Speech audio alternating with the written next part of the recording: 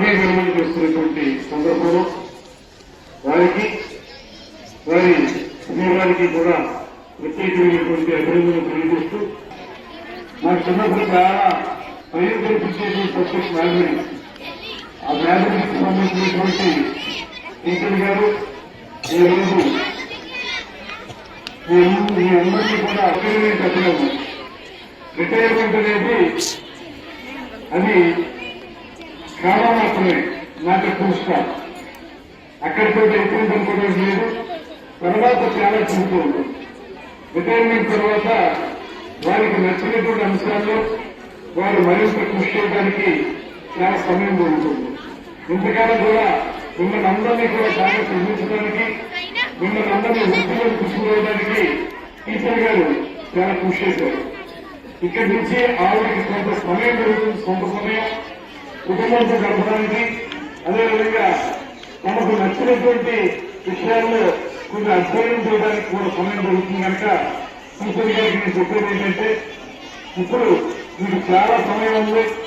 మీకు ఏ అంశాలు మీరు నచ్చుతాయో వాటి మీద కొంత రాయటం కానీ, దాని మీద పిల్లలకి చెప్పడం కానీ, తద్వారా వాళ్ళందరినీ మరింత బాగా తయారు చేయడానికి ఆ సమయాన్ని వెచ్చించాల్సిందిగా వారిని కోరుతా ఉన్నాను.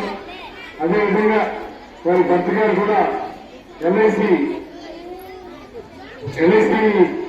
ఏజెంట్ గా ఉంటూ అనేక మందికి వారి జీవితంలో ఉన్నత స్థానం రావడానికి కృషి చేసినటువంటి వ్యక్తి.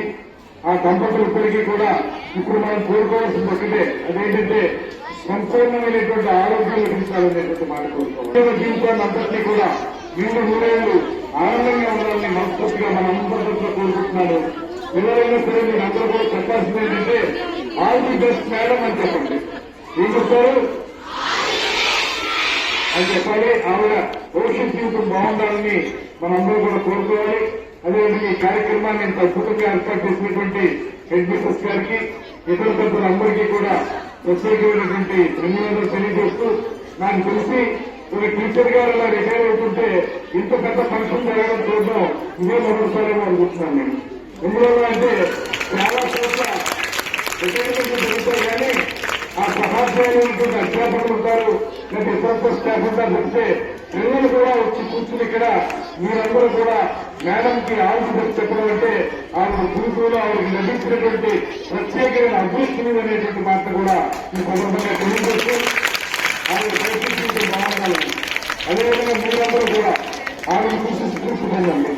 ఎందువల్లంటే ఒక అధ్యాపక వృత్తి అంటే టీచర్ గా పనిచేయటువంటి సామాన్యమైన విషయం కాదు.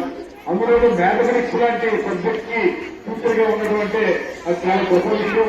మ్యాథమెటిక్స్ అనేది ఏ సబ్జెక్ట్ కి అయినా కూడా మీ తెలివితేటలు పెరగడానికి ఉపయోగపడే సబ్జెక్ట్ ఏదైనా ఉంటే అది మ్యాథమెటిక్స్.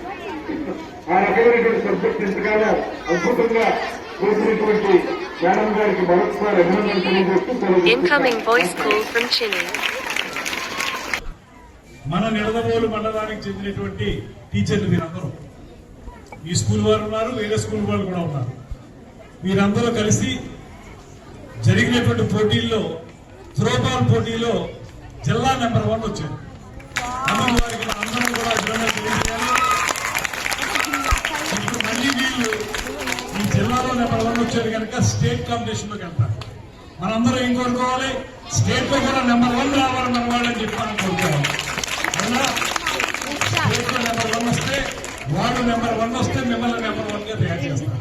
అది మనందరికీ ఉపయోగపడేటువంటి అంశం కనుక వారికి త్రోబాల్లో ఇలా జిల్లా నెంబర్ 1 వచ్చినందుకు ప్రత్యేకమైన అభినందనలు తెలియజేస్తూ, రేపు స్టేట్ లెవెల్లో జరిగే కాంపిటీషన్ లో కూడా వారు విన్నర్స్ గా రావాలని మనస్ఫూర్తిగా ఆకాంక్షిస్తూ, ఈ కప్ తెచ్చుకున్న వాళ్ళు క్లాస్ అవుతుంది ఈ స్కూల్లోనే. ఆమెకి మరొక గొప్ప విషయం ఏంటంటే, టీచర్లు జిల్లా లెవెల్లో కాంపిటీషన్ లో నెగ్గితే ఈ పాప స్టేట్ లెవెల్లో సెకండ్ ప్రైజ్ తెచ్చుకుంటుంది. చాలా గొప్పగా